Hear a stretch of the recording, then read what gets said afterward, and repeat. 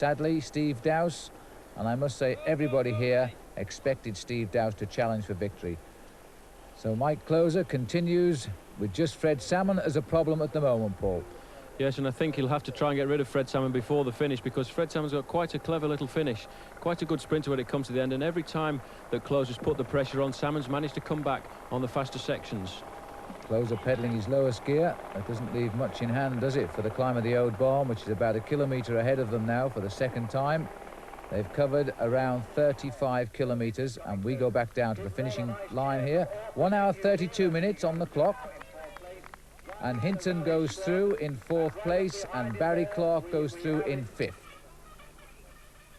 The women too will be coming in shortly for their big finish, and it is a great battle at the moment between Sally Hibbard and Sian Roberts.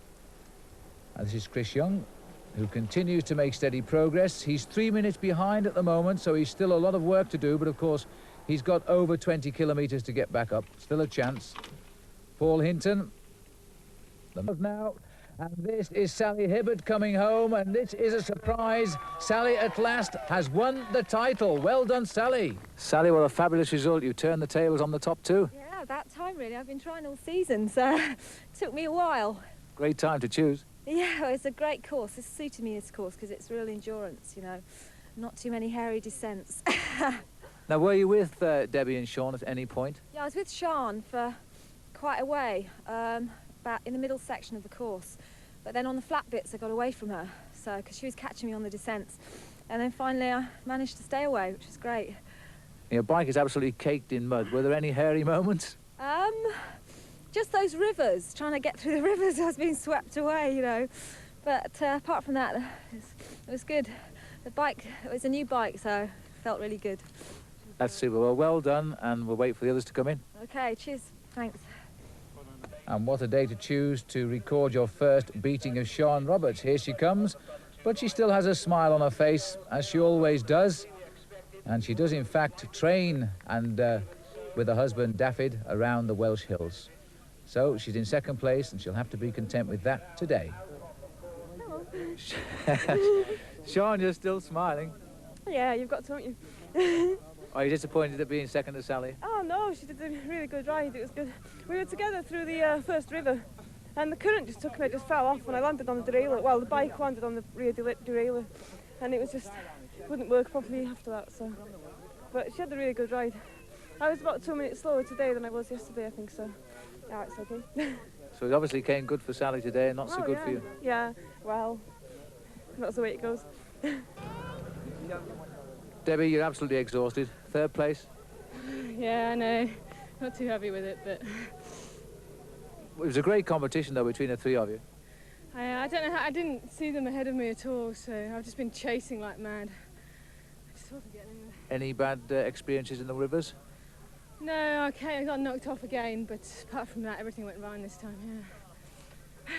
Still next day? Yeah, another race, another day. 3 super competitors, a window for Sally Hibbard, in 2nd place Sian Roberts, and 3rd was Debbie Morell. Next it'll be the men. Join us soon.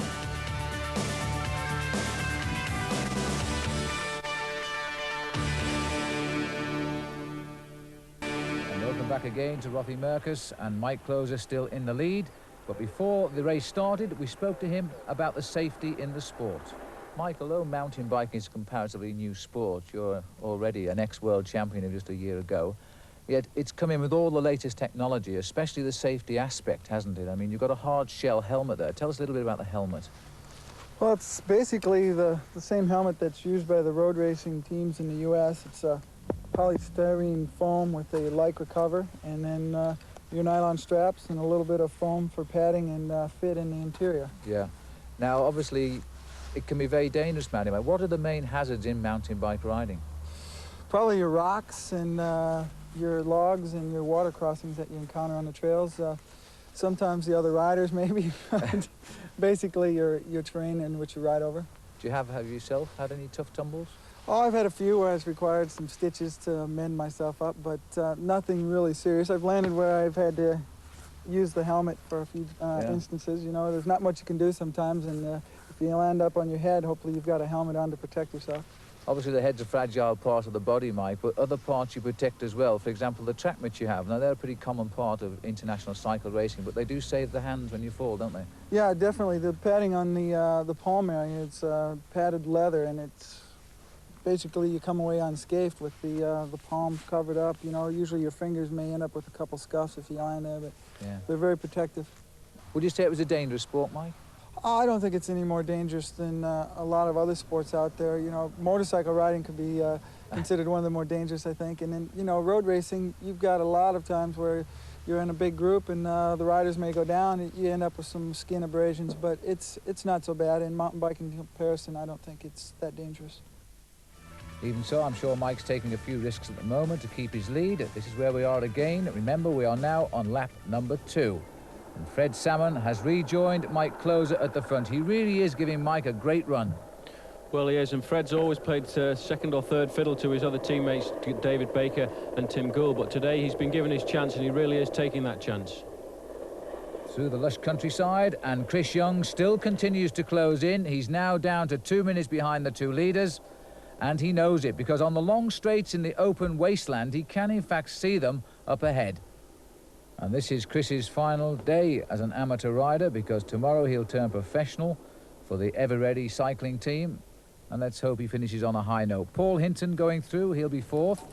He's ridden very, very well so far for the rally squad. And Barry Clark, the Surrey amateur rider who's made the long journey up to Aviemore, is finding things paying off. Tim Fluke's coming through. He'll be in 6th place as he goes through there. Finding the wide open expanses of Rothiemurcus.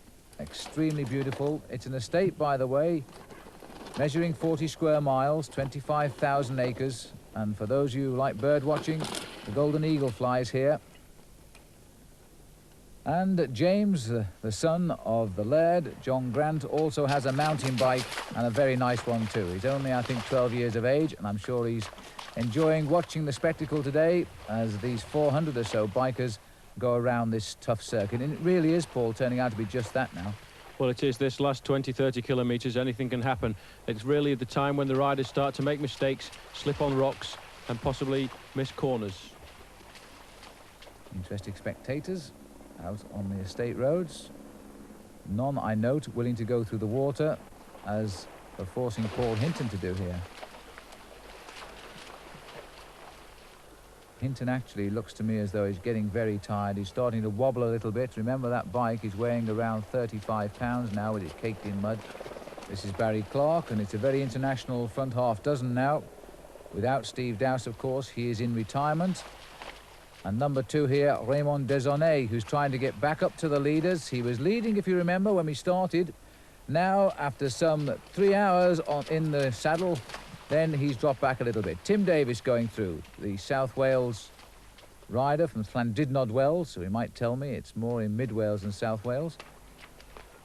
And Tim Fluke's demonstrating here, Paul, an unusual way of carrying the bike. Well, I think the weight of these bikes, the riders at the moment, they're starting to get very tired. They carry them whichever way they can up some of these obstacles.